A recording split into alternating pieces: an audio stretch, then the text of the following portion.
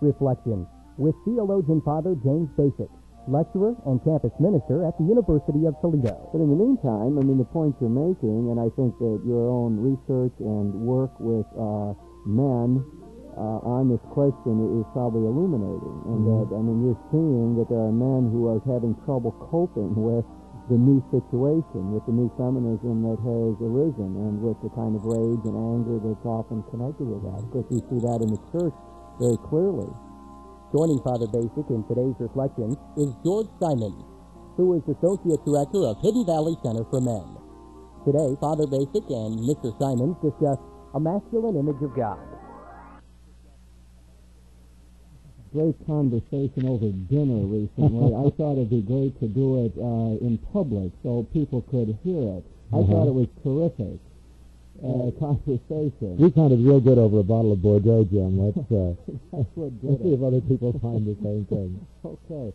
I know that you're interested in the question of men in the culture. Don't you have a book at the publishers now, something along this line? Well, it's off in New York making the rounds. It's called How to Love an Angry Woman. You said that, George. I didn't. All right. I really don't. I'm not sure I want to talk about this topic. Usually I take the lead on this program, but maybe I'll let you do it here. But that is the title of your book, How to Love an Angry Woman. What it's really all about is I and another priest out on the West Coast have been working for the last 3 years looking into how men manage relationships. And in order to do that, we have to look into how men and women really are different in the way they talk to themselves and the values and beliefs that they have.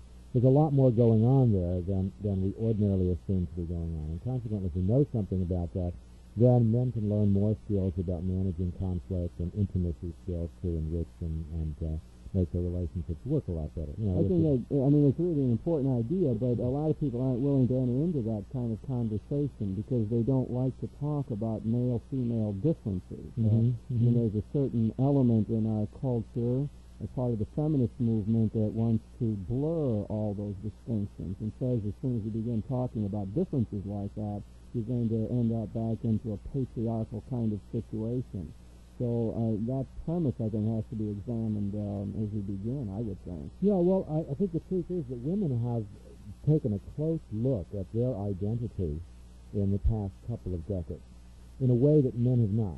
In a sense, it's women who looked at themselves, looked at their history, looked at their situation, and started to decide on alternative ways of living their lives, alternative choices about career and so on, that have now sort of put us as men on the defensive, so that we have to ask ourselves, what's this mean to us? That women now, 67% of women are in the workforce, and women are angry because they are getting 62 cents on the dollar in that same workforce.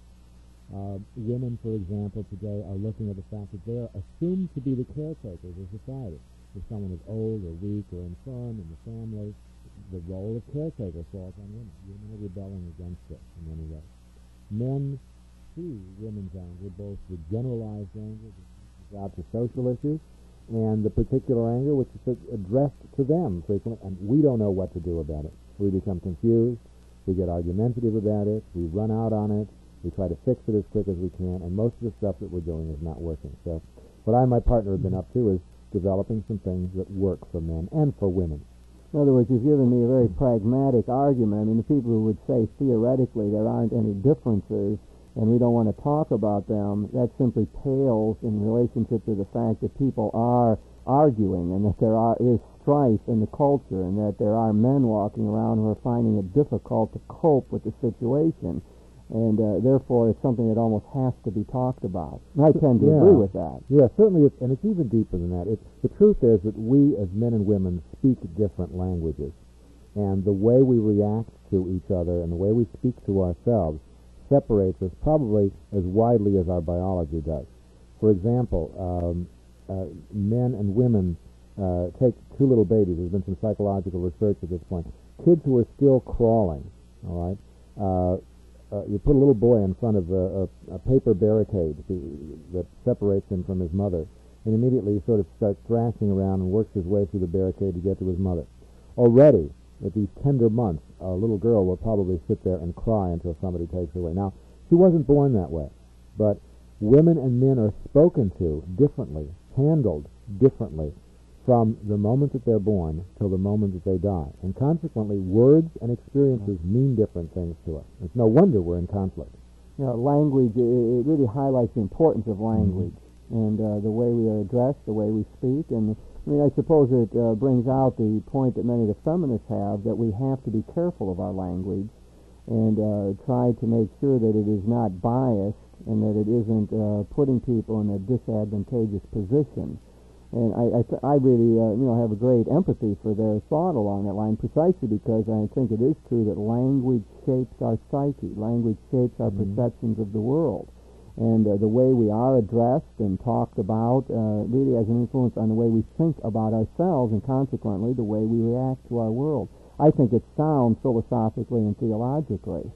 Yeah, we have to look at the fact that in this speaking of different languages, we don't even have words for certain things, and words separate us.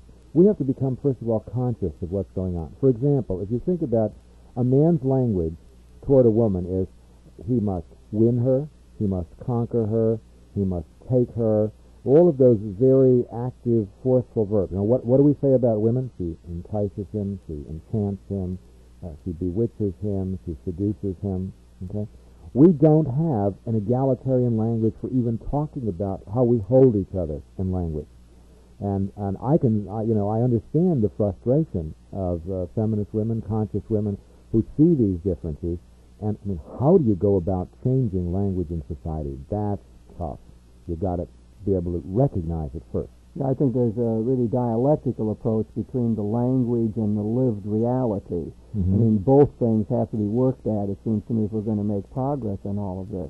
But in the meantime, I mean, the point you're making, and I think that your own research and work with men on this question is probably illuminating. And that, I mean, you're seeing that there are men who are having trouble coping with the new situation, with the new feminism that has arisen, and with the kind of rage and anger that's often connected with that. Of course, we see that in the church very clearly. Well, and men are also becoming angry in a new way about what they're missing out on. I mean, they're missing out on a lot that's going on in relationships. They're beginning to realize the cost of not having and being with their children. They're often jealous of women's roles as well. But, you mentioned the church.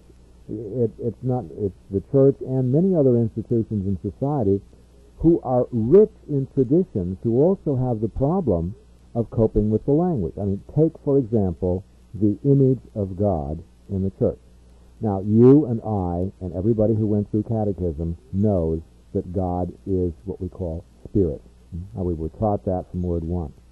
However, virtually all of the language, with very few exceptions, both biblically, scripturally, and much of the Christian tradition of talking about God, is thoroughly masculine language. And I don't mean simply the fact that God is always addressed as he or he pronouns. I mean the fact that look what God does. God is out there being the warrior for his people Israel, a male role. God is there, the potter, the shaper, the male artisan, creating reality, creating the universe. Now, I think the kind of interesting thing that occurs is that in the New Testament, where Jesus actually tries to soften the role of God, what does he underline? Well, as close as he can come to softening, it is a tender, caring, but once again, father. Now, I realize that there are feminists out there who say, God loves us, doesn't she? And I think the value of that is not trying to change the sex of God, but startling to male ears to say, hey, this is what it sounds like to us now as we become conscious of how male God is. When you say he, it's as shocking as when we say, God will get you for this, won't she? Yeah. I think it's also shocking to many women because much of the consciousness raising that goes on has to really be in regard to the whole population because we have just lived with another outlook. We've lived with the patriarchy, the sexist approach all the way along the line. And so women are very often imprisoned in that just as much as the males are. And you walk into the church and the liturgy, subtly undertows And you know, there's nobody to blame for this. It's just a part of our history. It's where we're at right now. Is loaded with more and more male language. Well, you also have a male up there presiding at the liturgy. That's also a factor as well. Mm-hmm. You know, I'm thinking that I really do think there is sort of a distinctive male spirituality. And it's something that I've sort of played around with at times or explored. And I remember it all started for me when many years ago when I was first ordained, I was asked to give a talk at a Kiwanis group, all males. Mm-hmm. And I remember not knowing what to say and so on, and I was reading through some of Karl Rahner, and he had an article in his book, I think it was Theology for Renewal, called Men in the Church. And he wrote that article a long time ago, and where he was trying to sort of bring out a masculine spirituality. And one of the images he used was that for men, it is as though God were an invisible power walking behind them, or maybe a better word would be a friendly power, walking behind them, and that if they ever stumbled and fell, it's a very revealing phrase, that he would catch them. But that that the average man didn't want to turn around and look at this power, because it was somehow slightly embarrassing. It was just not the appropriate thing to do. He knew that God was there, and he really believed that this God would catch him, and he was willing to talk to that God, but you didn't want to turn around and look, because that was lacked propriety in a sense. It was slightly embarrassing. Now, I remember a man, anyway, I gave the talk, and I remember it went over really well. I mean, this is way back in the early 60s. And it startled me. You know, this image really resonated with many of those men there. And it put me onto the idea that, you know, I think there is a distinctively masculine imagery of God, and it's got some of those kinds of characteristics. Now, I think I've talked to many men about this, and I do know that resonates in a way. There's a way in which men, in our culture at least, and this goes across the way we express our feelings along with many other things, but just don't talk as readily about God. They don't talk about religious experiences easily as women do. So if two people come in and say, married couple, and one is saying, well, I really, you know, want to talk more about deeper things and so on, I can be sure 95% of the times that it's the woman that is portraying that. And it's the male who's having trouble going along with that. And what I'm finding is that a lot of men now, as you suggested, really end up feeling guilty about that. In other words, their wife is so verbal, and the wife talks about God, and so on, the male's sitting there saying, what's wrong with me that I can't do that? And one of the things I try to do is really affirm them in that. I talk about the apophatic tradition, the negative theology tradition, you know, that says that, as Thomas Aquinas said, the most important thing we can know about God is that we don't know God. And that what the mystics have often said, that their experiences are ineffable. They can't really speak about them. And so a lot of what I try to do is affirm that masculine sensibility, that maybe you're right in saying you don't really want to turn around and look at that God. Maybe you shouldn't feel guilty when you talk to your wife and she is so much more verbal and articulate about her religious experiences. I think that fits into this whole thing. I think it's an important part of the equation. I'm trying to remember, as I'm listening to you say that, Jim, I as a kid had one of those lithographed pictures on my wall that I'm sure at least 80% of the kids my age had, which was the picture of a little boy and a little girl crossing a rickety bridge with a very powerful-looking guardian angel behind them. And, of course, the little girl is halfway into trouble, and she's looking to the little boy and the angel, and the little boy is hanging right on and walking on forward. And I'm even wondering if he, you know, got the inspiration of it from that picture. A way that I would look at that is this, that in the research and interviews I've been doing with men, when it comes all right down to it, there's a basic conversation that men have with themselves, which is say, this is a deeply rooted message. It came from the world that they were born into, from their fathers, what their mothers said about men, what the world was saying about men.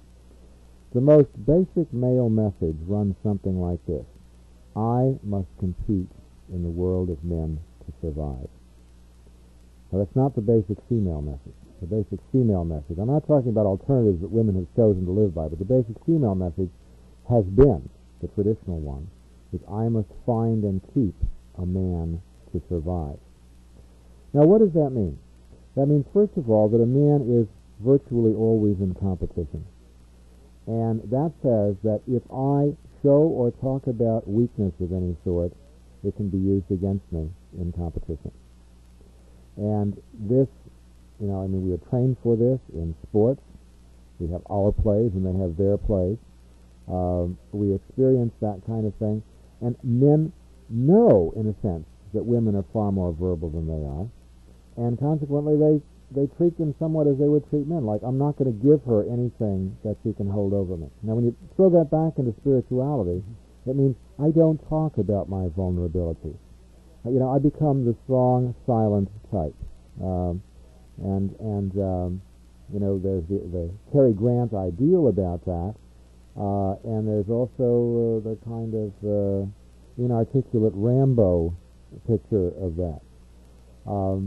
So we need to say, I think, that men's virtue has to do with a very deep role that they have in society.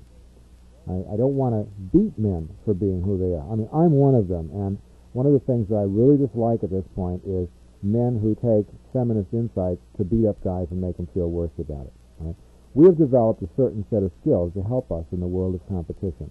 Now, the challenge is, the invitation is, to develop other kinds of skills, to open up areas that are lost to us, just as women themselves were given basic messages which thrust them into finding and keeping a man and supporting him emotionally and keeping the system going.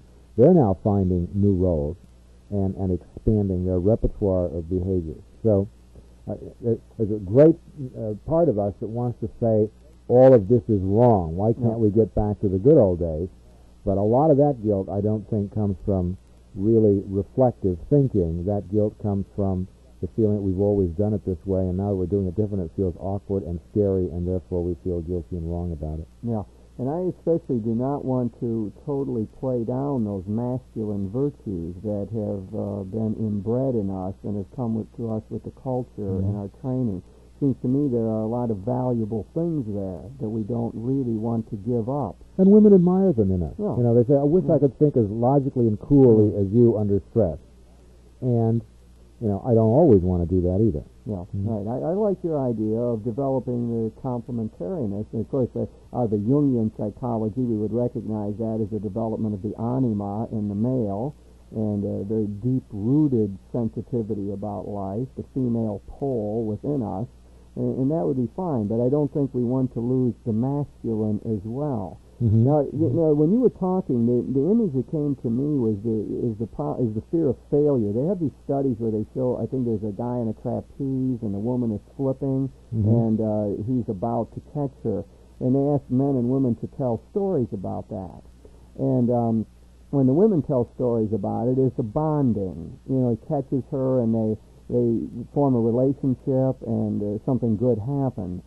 When men tell that story, characteristically, they drop her, they fail, and that sets up, I think, a deep part of the male spirituality, which really is the fear of failure, and that gets played out in so many ways. And I think very often women in our culture don't recognize that. It's the fear of failure, that some woman will turn you down if you ask her to go out, or that you won't measure up in the relationship, or you will lose the respect of the people you work with, that you won't make it in the business world. And it's not just a crass thing like I'll fail and won't make a lot of money. Very often it's I'll fail to win and keep the affection of my wife or I won't be a man. Women around. Yeah, I won't successfully do out there visibly, in that world of competition, what it takes to be a man. And notice that her conversation fits into this perfectly. Women have been in charge of relationships since forever, right? So when she sees this picture, she looks at the relationship aspect. She looks at the performance aspect, which is in the area of competition. Oh yeah, it's very revealing study, very revealing. And when you feed that back into the spirituality thing, then you're beginning to see, a big part of what makes us tick as males. I think there is a lot of that sense of inadequacy that comes out.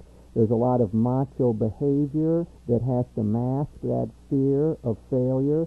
There's a lot of fear of communicating that. And I think, on the other hand, in the honest moments with God, there is a fine sense of masculine prayer that says, I'm weak, I'm inadequate, I am afraid that I'm going to fail. It's like the image I was using before, which struck me as I was saying it, that if I stumble and fall, there will be one behind me who will pick me up, or who will help me as I begin to stumble.